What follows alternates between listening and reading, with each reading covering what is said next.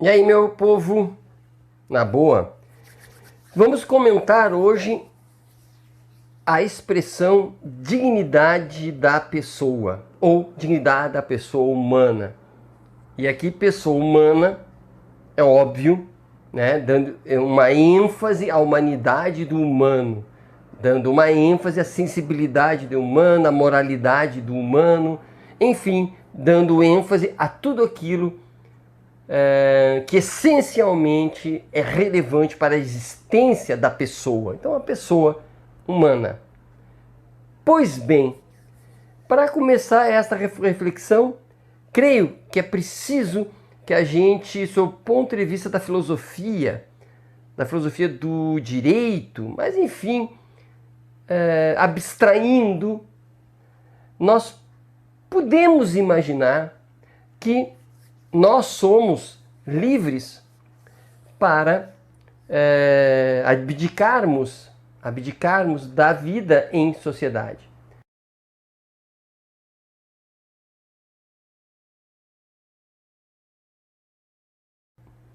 Somos livres para subirmos a mais alta montanha e morarmos lá, abdicando em 100% da lei, da norma, das taxas, do Estado, inclusive, porque em tese estaremos lá totalmente isolados. Cometeríamos algum crime?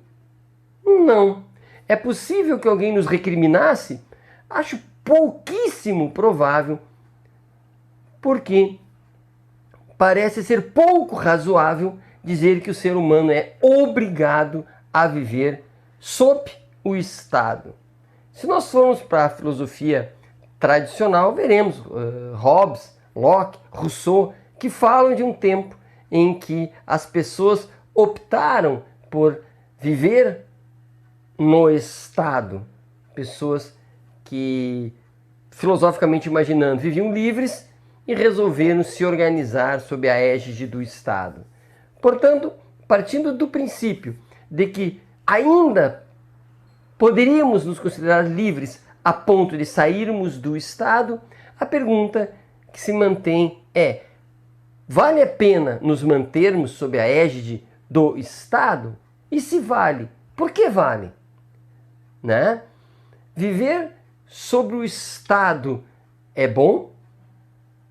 Ora, posso dizer que viver sob a égide, sob a proteção, sob o amparo do Estado é bom, é importante, é valioso quando o Estado se orienta pelo princípio da dignidade humana. Princípio, inclusive, constitucional, pensando em Brasil, que orienta que toda a legislação seja avaliada, seja interpretada, levando em consideração o princípio da dignidade humana.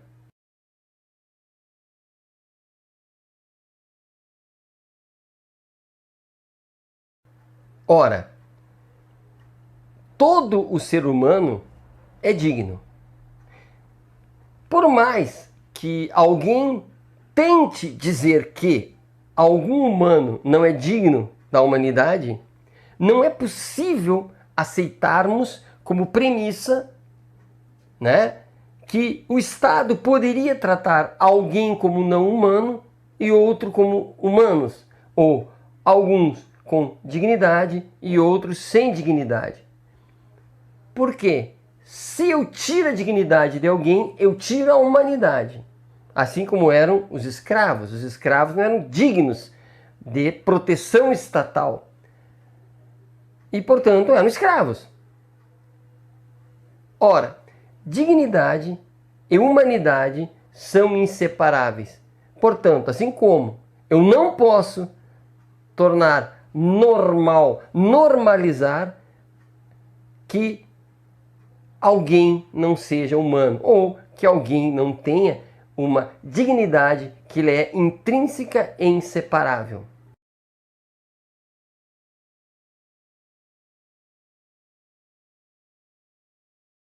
Quanto ao conceito Se alguém me perguntar o que é a dignidade humana, me defina.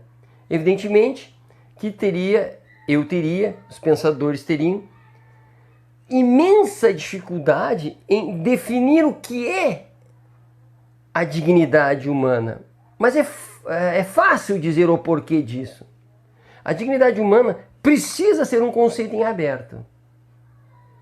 Nós podemos apontar aquilo que nos remete a uma dignidade, podemos apontar aquilo que não faz parte da dignidade humana, isso na prática, mas não podemos fechar o conceito. E por que isso é bom? Porque a realidade não se submete a conceitos. Portanto, se nós definirmos a dignidade da pessoa humana para o século tal, no século seguinte muda. E mesmo dentro, por exemplo, do século XXI, algumas novidades nas relações humanas surgem que poderá não estar dentro do que nós acabamos de definir. Tecnologicamente, a ciência avança, o sofrimento humano avança, as inserções do Estado na vida humana cada vez mais é mais complexa e, portanto, poderá aquilo que até hoje foi dito como tolerável se torne intolerável daqui a pouco. Um celular é tolerável, né? É bacana, mas daqui a pouco saber o Estado, saber os passos da pessoa em função do seu celular, ou seja, monitorando o celular, eu sei onde as pessoas estão, poderá afetar a dignidade humana. Percebe? Então, a dignidade humana, este conceito, precisa ser um conceito historicamente aberto, historicamente para trás, óbvio, histórico é para trás, porque tem todo um desenvolvimento da ideia de dignidade, e é preciso estar aberto para o futuro, porque muitas coisas estão por vir.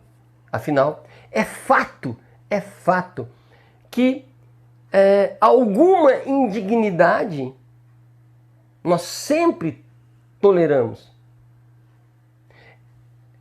Nenhum ser humano que vive em sociedade consegue estar 100% isento de algo que lhe afete negativamente ao passar pela porta rotativa do banco, né? A indignidade de ser ali exposto, ter que tirar o seu relógio, o seu celular, talvez ter que mostrar os documentos, talvez seja chamado para se identificar em outro local. E podemos imaginar várias situações em que a vivência em sociedade nos põe na situação de um sofrimento moral, né? Mas até que ponto isso é tolerável? Eu posso dizer que algum quantum de indignidade é tolerável, além disso não mais. Esse quantum é dito pela Constituição, é dito pelas demais normas, é dito pelos juízes, pelo judiciário, né? É dito em várias situações. E esses ditos vão se construindo no sentido de ir dizendo o que é a dignidade, né? Apontando as pequenas indignidades, vai se construindo a ideia do que seria ou o que é digno até este momento. E a partir daí, a nação, o Estado, deve interpretar as suas ações em função dessa dignidade.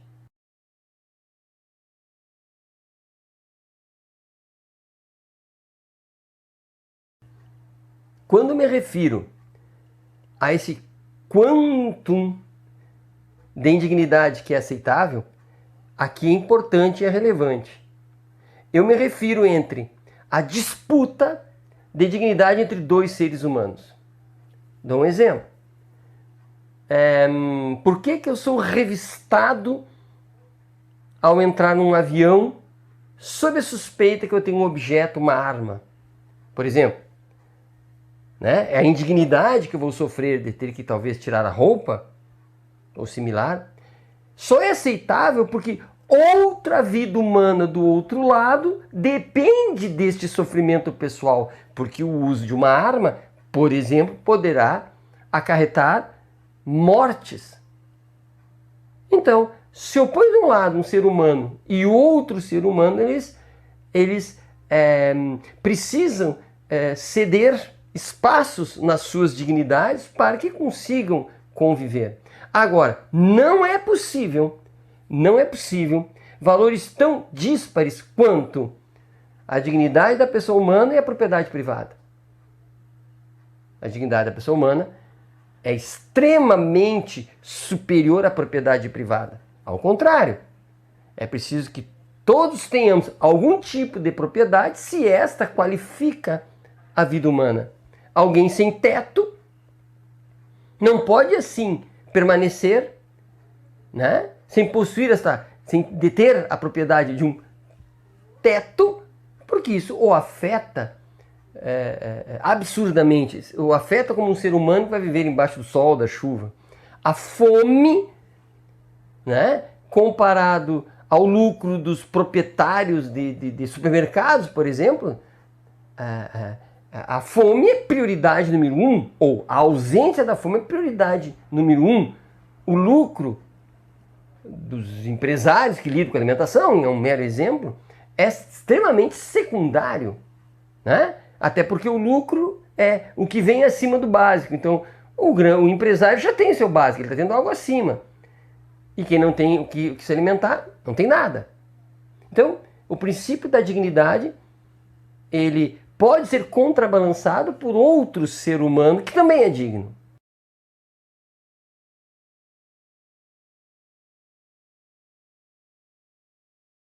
Podemos, então, concluir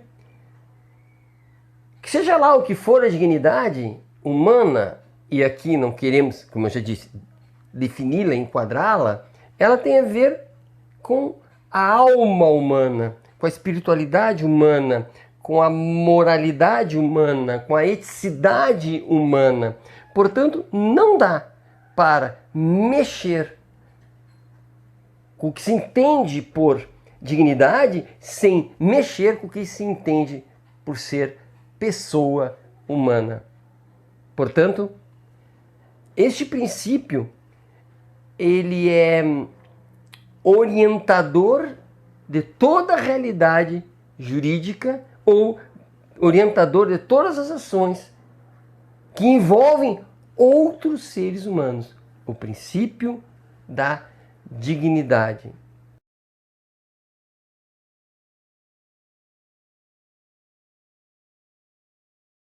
Voltando lá ao início da nossa conversa, que se um indivíduo é livre para deixar de conviver em sociedade, em hipótese, eu posso ampliar a hipótese, né, por um gosto filosófico, e poderia dizer que as pessoas poderiam se ausentar da vivência em sociedade se esta sociedade, representada por um Estado, não for responsável pela manutenção da dignidade destas pessoas. Porque seria inviável nós defendermos que pessoas livres se submetam a um Estado que as torne indignas. Um Estado que torna os seus cidadãos indignos não merece ser chamado de Estado. Ou uma sociedade que torna algumas pessoas indignas não pode ser considerado um momento civilizatório, mas sim de incivilização. Portanto, nós, sujeitos livres, devemos continuar optando por nos submetermos ao Estado na medida em que o Estado nos vê como pessoas dignas. E nós, em consequência, deveremos ver todas as demais pessoas, 100% das pessoas, 100% das pessoas, como dignas em si mesmas. E nós só podemos confrontar a dignidade de uma pessoa se estiver em jogo e no limite da dignidade da outra pessoa, em relação a coisas, em relação a lucro, em relação a empresas, a objetos, né? Não há como compararmos a dignidade humana, nesse sentido, sempre e necessariamente em primeiro lugar. Abraço e até a próxima.